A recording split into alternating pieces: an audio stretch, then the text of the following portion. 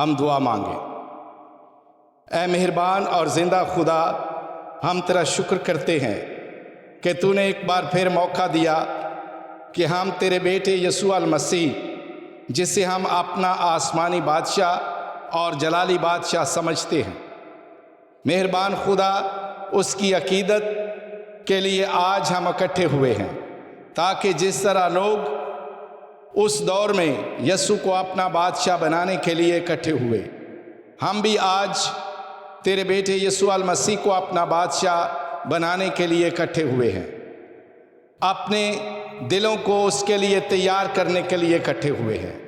اے مہربان خدا، آج ہماری قیادت کر، تاکہ ہم ان لوگوں کی طرح نہ بن جائیں جنہوں نے ایک بار تو اسے ہوشنا کے نعرے لگاتے ہوئے کہا، اے داؤد کے بیٹے ہوشنا، مبارک ہے تو جو خداوند کے نام سے آتا ہے، اور اس کے بعد ان کے دل پھر گئے اور انہوں نے کہا، صلیب دے، صلیب دے، اسے صلیب دے۔ بلکہ ہم سب ایک جان ہو کر اپنے اس عقیدے پر مضبوط اور پختہ ہو جائیں کہ ہمارا خداوند آج بھی بادشاہ ہے اور مرتے دم تک ہمارا بادشاہ رہے گا، اور جب تک دنیا رہے گی وہ دنیا کا بادشاہ اور بادشاہوں کا بادشاہ ہمیشہ تک رہے گا۔ اے مہربان خدا، ہماری مدد کر تاکہ ہم سچے ایمان کے ساتھ اسے اپنا بادشاہ تسلیم کرتے ہوئے آج ان ڈینیوں کو، جنہیں تیرے نام سے برکت دی جائے گی، مہربان خدا ہمیں مضبوط رکھنا، پختہ رکھنا، تاکہ ہم ایمان میں بڑھتے ہوئے اپنی ساری زندگی اس بادشاہ کی تعلیم اور اس کے حکموں پر عمل کرنے کے قابل بنتے رہیں، مسیح خداوند کے وسیلے سے۔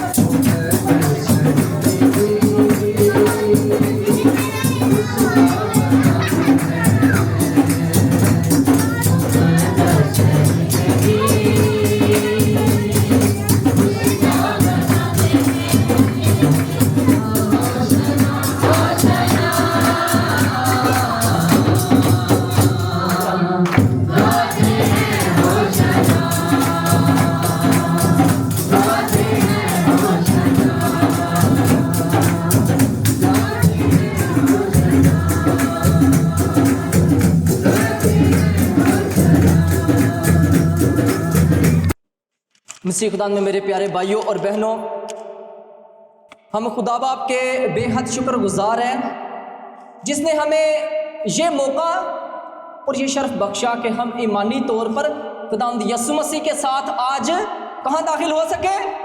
یروشلم میں داخل ہو سکیں۔ جیسے یقیناً آج سے 2000 سال پہلے یسوع یروشلم میں داخل ہوا اور بڑے شاہانہ انداز سے لوگوں نے استقبال کیا۔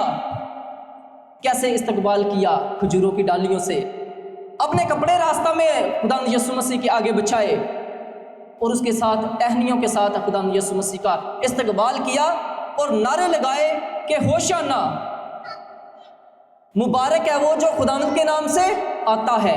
اور مبارک کون تھا؟ خداوند یسوع مسیح۔ جب وہ یروشلم میں آیا تو وہ لوگوں کی نظر میں بھی مبارک ٹھہرا۔ جو خود خدا ہے، کامل خدا اور کامل انسان ہے، وہ لوگوں کی نظر میں بھی مبارک ٹھہرتا ہے۔ پیارے بھائی اور بہنوں، جب ہم کھجوروں کے اعتبار پر بات کریں تو سب سے پہلے ہمیں پتہ چلتا ہے کہ اس کا پس منظر کیا ہے۔ پرانے عہد نامے میں کھجوروں کا یہ لفظ اور اس کے بعد شاہانہ جو استقبال ہے اس کا لفظ، اور یہ کب جو ہے وہ یہودیوں نے یا پرانے عہد نامے میں ہمیں بنی اسرائیل میں یہ واقعہ ملتے ہیں۔ سب سے پہلی ہمیں مثال جو ملتی ہے وہ یہودیت کی ہے۔ یہودیت جب بنی اسرائیل کو رہائی دلا کر واپس آئی تو ساری قوم نے یہودیت کے استقبال کے لیے اکٹھے ہوئے اور یہودیت کا بڑے جوش و خروش کے ساتھ اس کا استقبال کیا۔ اس کے بعد اسی طرح سلیمان بادشاہ کا، یاہو کا، اور اس کے بعد مکابیوں کے گروہ کا بھی یہ استقبال ان کے لیے شاہانہ استقبال ہوتا جو بڑی فتوحات کر کے حاصل کر کے واپس لوٹتے۔ اور یقیناً یسوع بھی ایمانی فتوحات سے منور ہو کر ایمانی فتوحات جو ہے اس کو حاصل کر کے یروشلم میں داخل ہوتا ہے، اور یسوع کا شاہانہ انداز یروشلم میں آج ہمیں نظر آتا ہے۔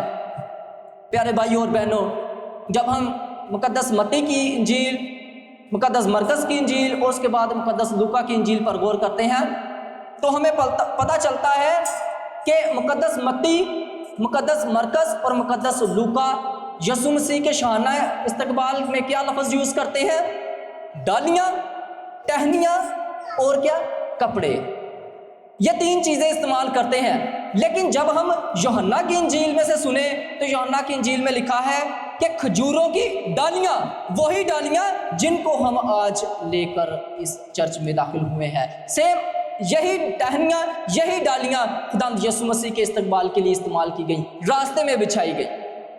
اور جب خداوند یسوع مسیح یروشلم میں داخل ہونے کو تھا تو اس واقعہ سے پہلے یسوع یرو میں موجود ہے۔ یرو جو ہے یسوع کے دور میں یروشلم سے تقریباً 24 کلومیٹر دور تھا۔ یسوع 24 کلومیٹر کا فاصلہ پیدل چل کر آتا ہے اور یروشلم کے پھاٹک پر پہنچتا ہے۔ تو جب یسوع یروشلم کے پھاٹک پر پہنچتا ہے تو وہاں کس کا استعمال کرتا ہے؟ گدھی کے بچے کا۔ گدھی کے بچے کا استعمال کرتا ہے کیونکہ خداوند یسوع مسیح کیا ہے؟ سلامتی کا شہزادہ ہے، جس کی سلطنت سلامتی کی ہے، تلوار نہیں بلکہ پیار۔ خداوند یسوع مسیح کا انداز، شاہانہ انداز اور پیار والا انداز بڑا روحانی اور دنیاوی انداز سے بالکل فرق ہے۔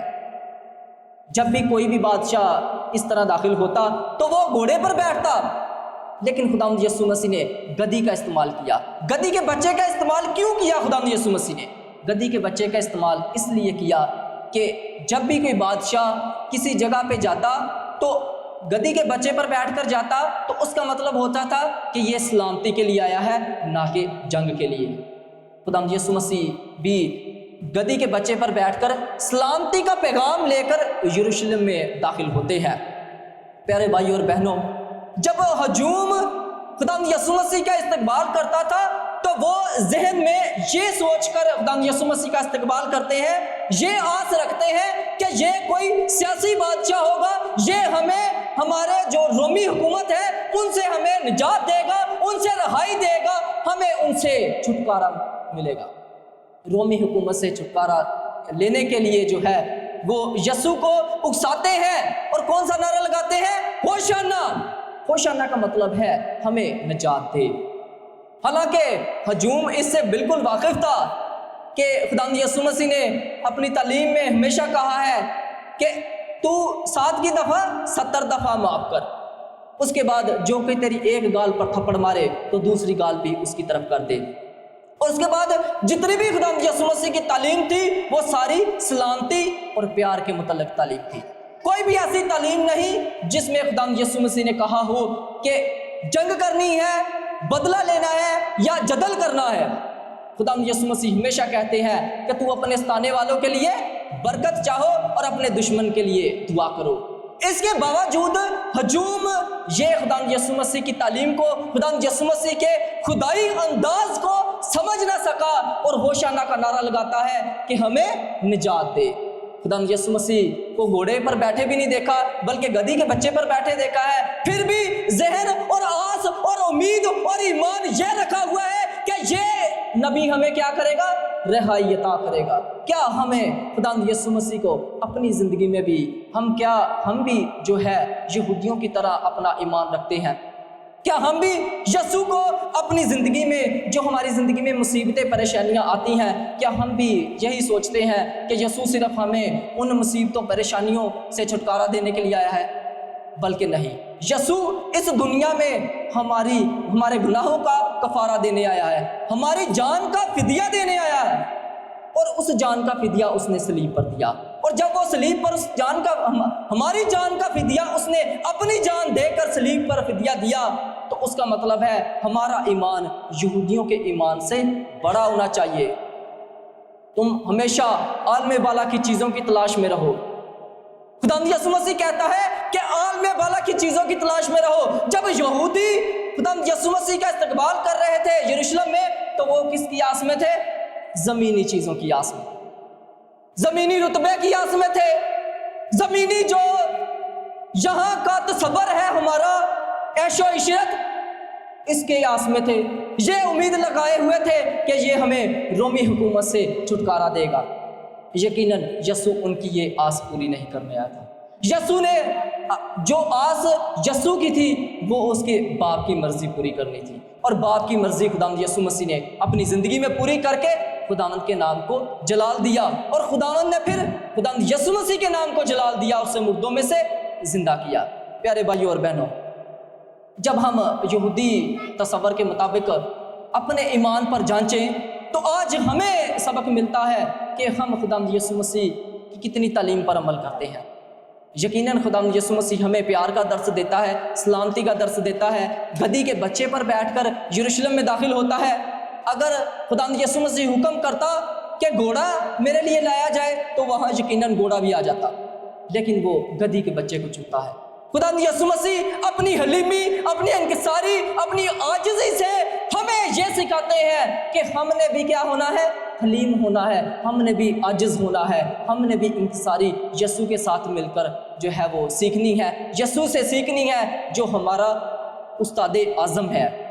प्यारे भाइयों और बहनों, खुदावंद यीशु मसीह आसमानी यरूशलेम से आकर ज़मीनी यरूशलेम में आज दाखिल हुआ, और ज़मीनी यरूशलेम में वो इसलिए दाखिल हुआ ताकि हम ज़मीनी यरूशलेम से आसमानी यरूशलेम की तरफ जा सके।